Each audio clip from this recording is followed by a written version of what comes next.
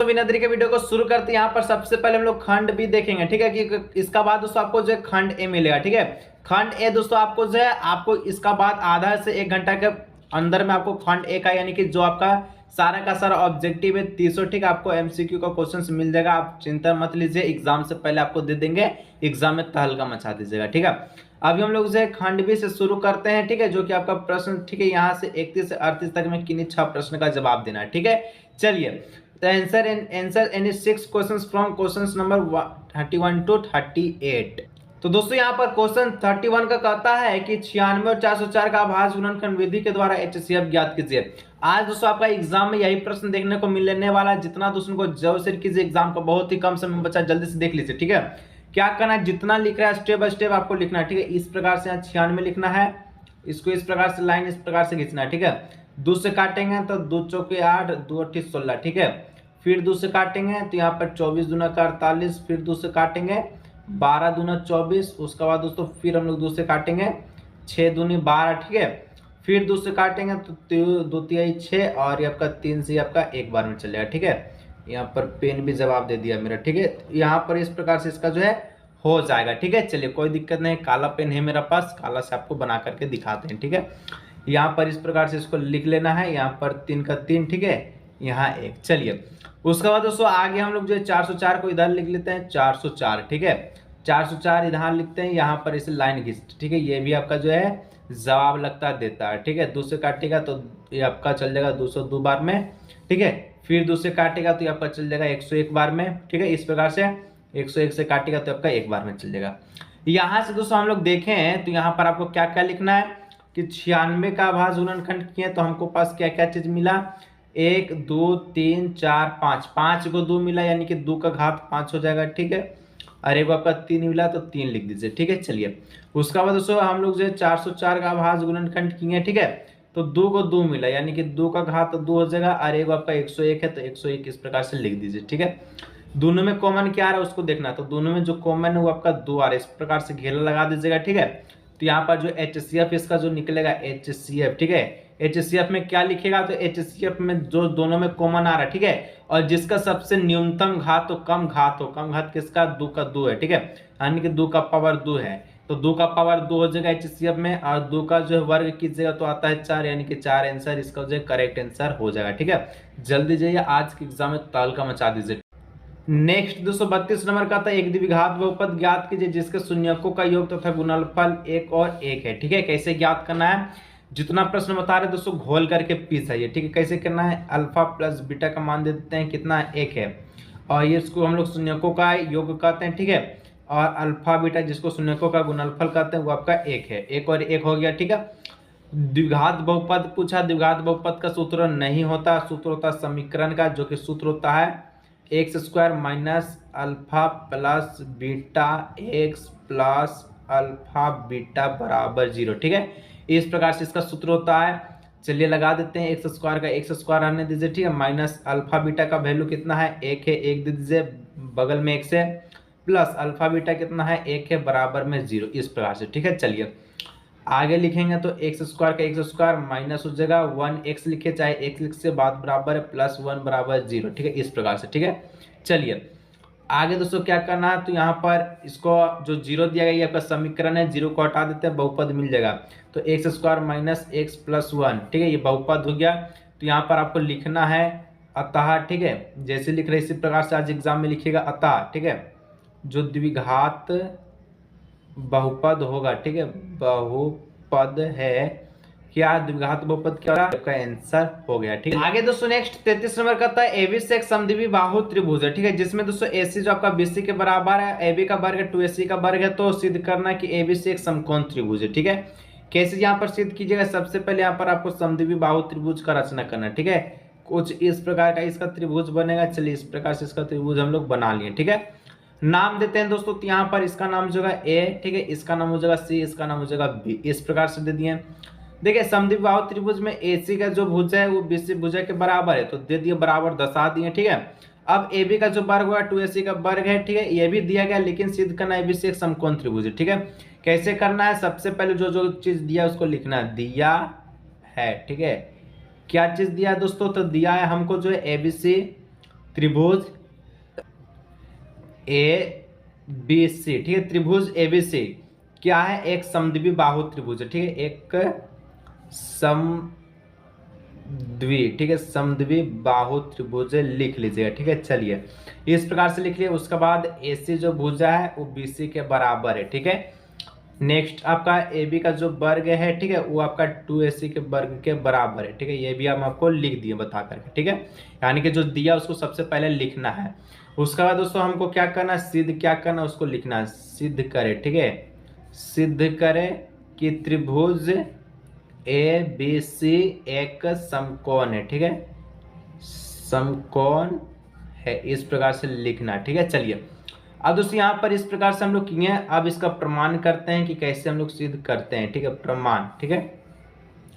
प्रमाण में हम लोग देखें तो सबसे पहले ये जो चीज दिया है इसको यहाँ पर उतार लीजिए, ठीक है, ए बी का वर्ग बराबर 2ac का वर्ग है, ठीक है। इस प्रकार से हम लोग इसको कर देंगे। अब क्या करना दोस्तों, तो यहाँ पर ए बी का वर्ग को ए बी का वर्ग ही रहने दीजिए बराबर 2ac का वर्ग है ना, इसको हम लोग जो तोड़ देते हैं, कैसे तोड़ेंगे, AC और BC में तोड़ देंगे, ठीक है, AC और BC में तोड़ देंगे, ठीक है। तो यहाँ पर AC का वर्ग लिख देते हैं प्लस BC का वर्ग लिखते हैं। क्यों लिखे हैं, रीजन यहाँ पर दीजिएगा, चूंकि AC जो है BC के बराबर है इसलिए, ठीक है। इस प्रकार से हम लोग लिख दिए। जब AC BC के बराबर है तो AC का स्क्वायर 2AC लिखे या फिर AC प्लस BC लिखे, बात बराबर है। तो जब हम लोग इसको इस प्रकार से लिखे, यानी कि हम लोग का जो ये कर्ण बन गया, ये लंब बन गया, ये आधार बन गया, तो हम लोग देखें कि कर्ण का आधार जो है, कर्ण का स्क्वायर लंब स्क्वायर और प्लस आधार स्क्वायर के बराबर है। तो ये जो एक सूत्र, एक प्रमेय को जो है लागू करता है, जिसका नाम है पाइथागोरस प्रमेय, ठीक है। तो लिखना है अतः, ठीक है, यह पाइथागोरस, ठीक है, पाइथागोरस प्रमेय लागू करता है, इस प्रकार से लिख दीजिए, ठीक है। पाइथागोरस प्रमेय लागू करता है, तो इसलिए हम लोग कह सकते हैं, इसलिए त्रिभुज ए बी सी एक का है तो समकोण है, ठीक है, समकोण है, ठीक है, समकोण है, इस प्रकार से यहाँ पर लिख दीजिए, ठीक है, समकोण त्रिभुज है। इस प्रकार से इसका जो आंसर हो गया, प्रूफ डेट हो गया, ठीक है। जैसे जैसे जैसे बनाए सिंपल से दोस्तों, इसी प्रकार से बनाना बहुत ही मक्खन क्वेश्चन था। आगे बढ़ते हैं, ठीक।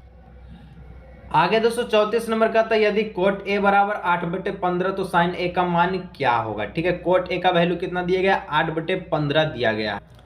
तो दोस्तों इसको हम लोग कैसे बनाएंगे, सबसे पहले यहाँ पर आपको लिखना है कोट ए, ठीक है, कोट ए बराबर 8/15। अब कोट ए में क्या चीज आता है, तो कोट ए में आपका आता है आधार, आधार बटे में लंब, ठीक है, ये आता है।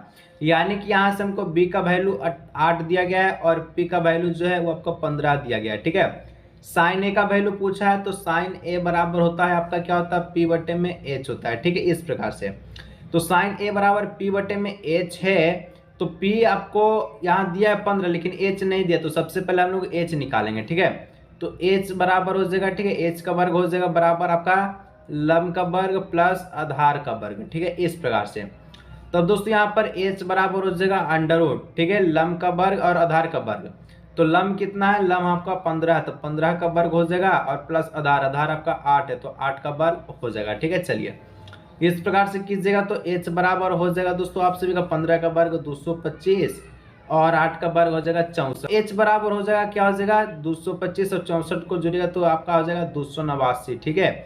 तो 289 का वर्गमूल लीजिएगा तो ये आपका आ जाएगा 17, ठीक है, यानी कि H कितना आया, 17 आया, ठीक है। तो यहाँ पर हम लोग जो है H भी निकाल लें जो कि 17 है, ठीक है। तो P आपका कितना है 15, H आपका कितना है 17, तो इसको 15/17 इसका जो आंसर हो जाएगा, ठीक है। आगे दोस्तों नेक्स्ट 35 नंबर, सिद्ध कीजिए कि बाह्य बिंदु से वृत्त पर खींची गई स्पर्शरेखाओं की लंबाई बराबर होती है, ठीक है। सबसे पहले एगो वृत्त पारना है आपको दोस्तों, एग्जाम में प्रकार उकार ले जाना है, ठीक है। इस प्रकार से हम एगो वृत्त पार दिए, ठीक है।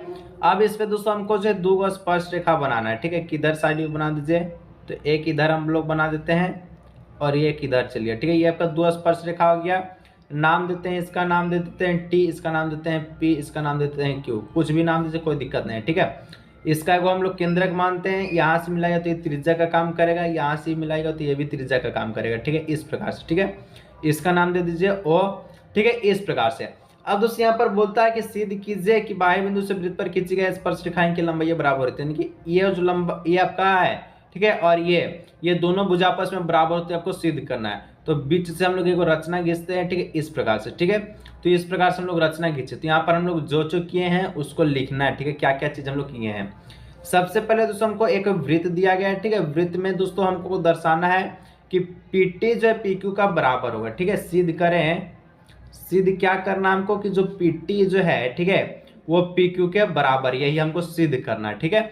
चलिए, तो इसका प्रमाण में हम लोग चलेंगे, तो प्रमाण में कैसे बनाना है आपको समझ लीजिए।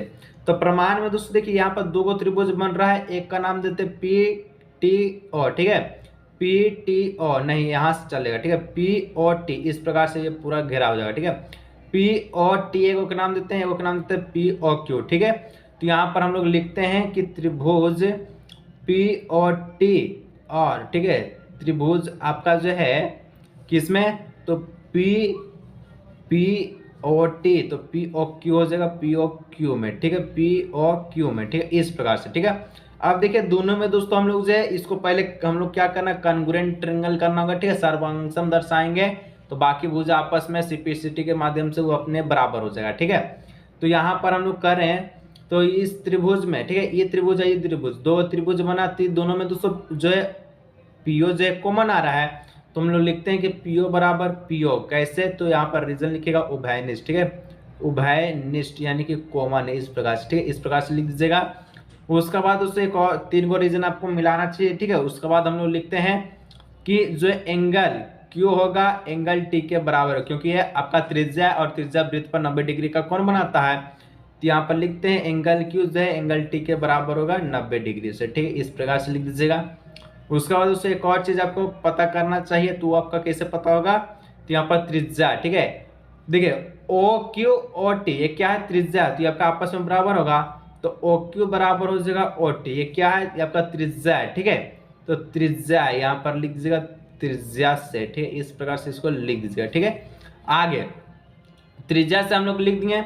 अब देखना है कि हम लोग ये 3 गो चीज हम लोग बराबर किए, तो कैसे कैसे बराबर किए, तो यहाँ पर त्रिभुज पी और टी, ठीक है, सर्वांगसम त्रिभुज हो जाएगा त्रिभुज पी ओ क्यू के, ठीक है, इस प्रकार से साइड एंगल साइड से इसको हम लोग बराबर किए, साइड एंगल साइड से, ठीक है। अब दोस्तों हम लोग को क्या करना, पीटी जो पीक्यू का बराबर दर्शाना था, ठीक है, पीटी जो पीक्यू का बराबर है, तो यहाँ पर हम लोग सीधा सीधी लिखते हैं कि इसलिए पीटी जो होगा वो पीक्यू के बराबर होगा, रीजन लिखेगा बाई सीपीसीटी से, ठीक है, कोरोस्पोंड पार्ट ऑफ कॉन्ग्रुएंट ट्रायंगल से, इस प्रकार से इसका लिख लीजिएगा, ठीक है। अभी दोस्तों हम लोग 35 गो प्रश्न सोल्व किया, दिक्कत मत लीजिए, आपको ऑब्जेक्टिव का क्वेश्चंस में दोस्तों सारा चीज आपको मिल जाएगा, ठीक है, ऑब्जेक्टिव प्लस सब्जेक्टिव उसमें और वीडियो आने वाला है।